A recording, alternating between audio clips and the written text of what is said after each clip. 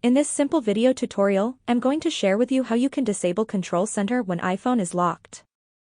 You can simply turn off access to your Control Center whenever your iPhone is locked in just few simple steps. To do this, simply open up your phone settings. On this page, scroll down onto the option of Face ID and passcode.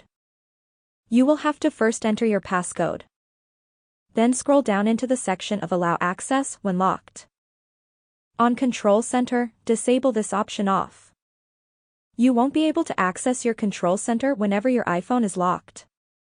Whenever your phone gets lost or stolen, it will always get connected to Wi-Fi since nobody can have access to your phone Control Center to disable off connectivity. That's how easy it is to disable access to your Control Center when your device is locked. If you have any questions, just let me know in the comments section down below. Please don't forget to leave a like, share and subscribe for more video tutorials like this one.